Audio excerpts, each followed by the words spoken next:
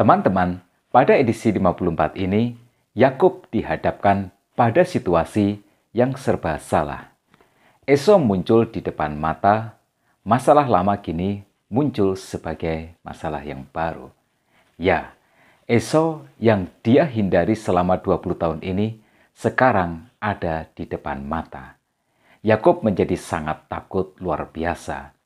Karena itu, saat teduh kita ini yang didasarkan pada Kejadian pasal 32 ayat 1 sampai dengan 21 membahas tentang ketika rasa takut datang mencengkeram.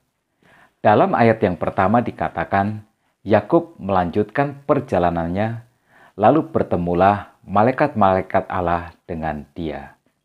Tuhan sungguh luar biasa. Dia setia dengan janjinya. Tuhan menunjukkan penyertaannya kepada Yakub. Malaikat bala tentara Allah berkemah di sekelilingnya. Ayat 2 berkata, ketika Yakub melihat mereka, berkatalah ia, ini bala tentara Allah, sebab itu dinamainyalah tempat itu Mahanaim. Mahanaim artinya dua kemah Allah. Tetapi ini tidak cukup untuk membuat Yakub merasa aman. Rasa takut Yakub terlalu besar, sampai tidak memberi sedikit pun ruang iman walau malaikat bala tentara Allah ada di sekelilingnya.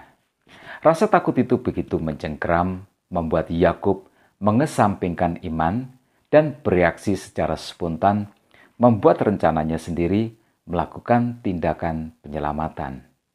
Yang pertama, Yakub mengirim utusan untuk menyampaikan pesan kepada Esau, beginilah kamu katakan kepada tuanku, kepada Esau, beginilah kata hambamu Yakub.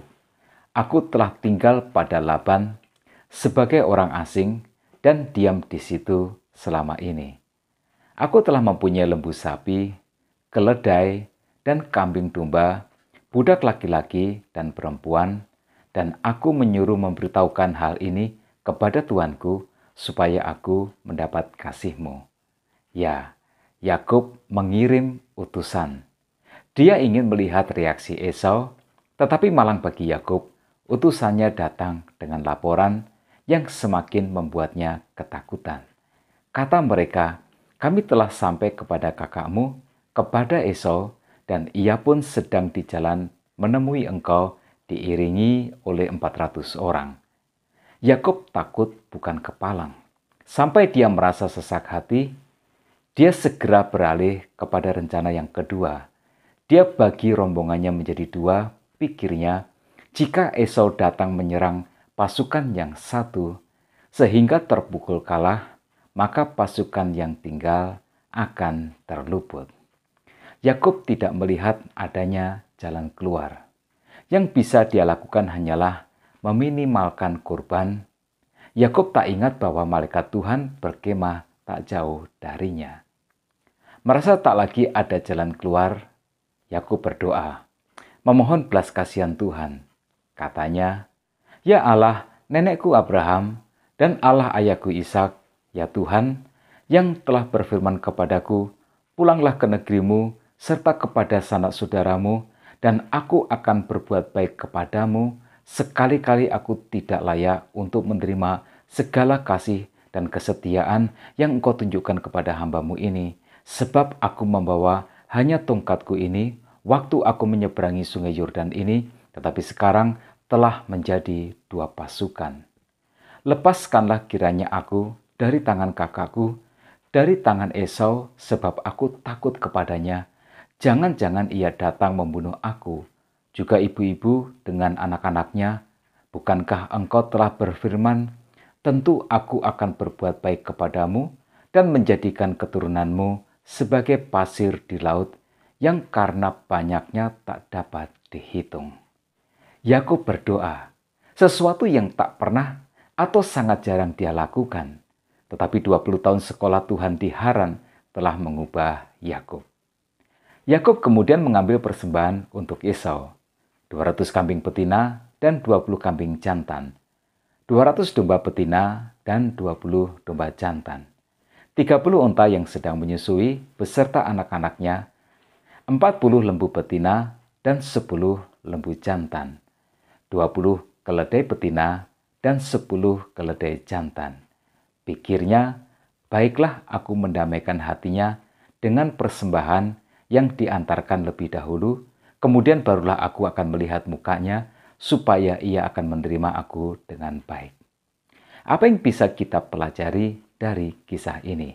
Yang pertama, kesalahan yang tidak diselesaikan pada masa silam, suatu hari nanti akan datang sebagai teror yang menakutkan.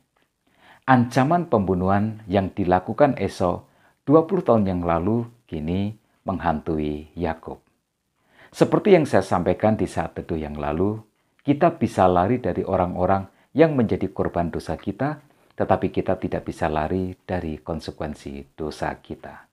Yang kedua, jika ketakutan telah menguasai hati dan pikiran kita, penyertaan Tuhan takkan pernah membuat iman kita menjadi kuat. Sebenarnya, malaikat Tuhan berkemah di sekeliling Yakub. Nama Mahanaim yang diberikan Yakub berarti kemah Allah, atau tepatnya 2 kemah Tuhan.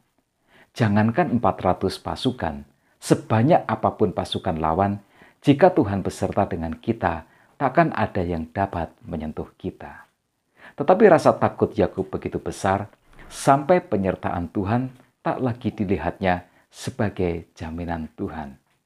Karena itu jangan besarkan rasa takutmu, tetapi besarkanlah imanmu, sampai masalahmu tak lagi menjadi masalah bagimu. Yang ketiga, doa mungkin saja tak menghilangkan masalah, tetapi doa pastilah menyelesaikan masalah. Doa Yakub sungguh-sungguh indah.